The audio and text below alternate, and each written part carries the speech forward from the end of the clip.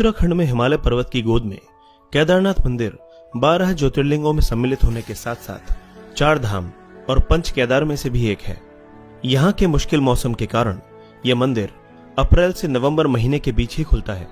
कत्यूरी शैली में बने पत्थरों के इस मंदिर के बारे में कहा जाता है कि इसका निर्माण पांडव वंश के राजा जन्मेजय ने कराया था।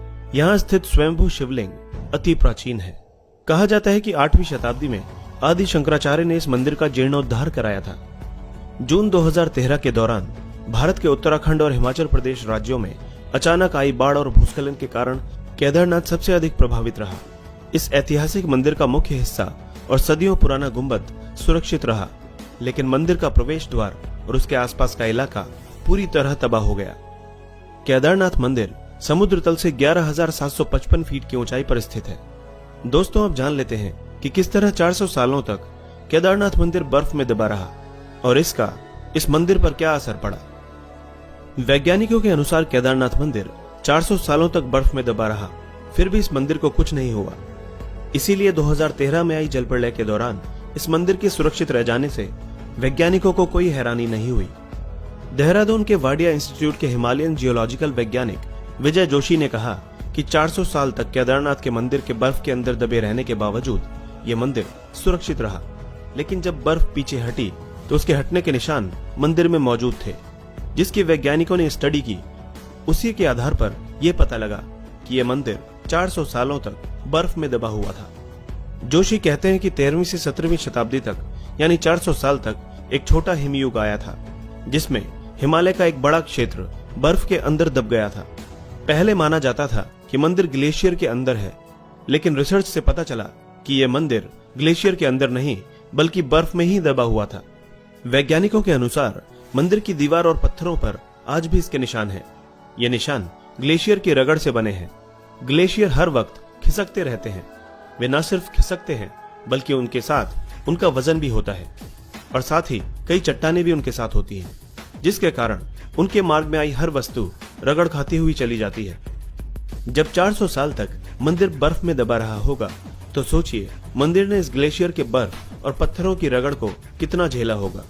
वैज्ञानिकों के अनुसार मंदिर के अंदर भी इसके निशान दिखाई देते हैं। बाहर की ओर की दीवारों पर पत्थरों की रगड़ दिखती है तो अंदर की दीवारों पर पत्थर समतल हैं, जैसे उनकी पॉलिश की गई हो। एक मत के अनुसार विक्रम संवत 1076 से 1099 तक राज करने वाले मालवा के राजा भोज ने इस मंदिर का निर्माण करवाया था, लेकिन कुछ लोगों के अनुसार यह मंदिर 8वीं शताब्दी में आदि शंकराचार्य ने बनवाया था। बताया जाता है कि मौजूदा केदारनाथ मंदिर के ठीक पीछे पांडवों ने एक मंदिर बनवाया था, लेकिन यह मंदिर वक्त के थपेड़ों की मार नहीं झेल सका। वैसे गढ़वाल विकास निगम के अनुसार भी मौजूदा मंदिर 8वीं शताब्दी में आदि शंकराचार्य ने बनवाया था, यानी छोटे हिमयुग के दौरान, जो कि 13वीं शताब्दी में शुरू हुआ था, उससे पहले ही यह मंदिर बन चुका था। वाडिया इंस्टीट्यूट के वैज्ञानिकों ने केदारनाथ इलाके की लाइकोनोमेट्री डेटिंग भी की। इस तकनीक से शैवाल और उसके कवक को मिलाकर उनके समय का अनुमान लगाया जाता है।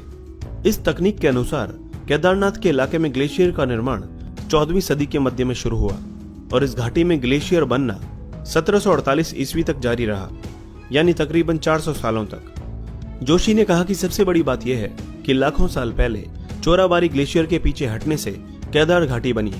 जब ग्लेशियर पीछे हटते हैं तो वे रोड रोलर की तरह अपने नीचे की सारी चट्टानों को पीस देते हैं और साथ में बड़ी बड़ी चट्टानों के टुकड़े छोड़ जाते हैं। जोशी कहते हैं कि ऐसी जगह पर मंदिर बनाना इंजीनियरिंग का एक अद्भुत नमूना है। उन्होंने एक ऐसी जगह और एक ऐसा सेफ मंदिर बनाया कि आज तक उसे कुछ नुकसान नहीं हुआ। वैज्ञानिक डॉक्टर R.K. डोभाल भी इस बात को मानते हैं कि यह मंदिर बहुत ही मजबूती से बनाया गया है।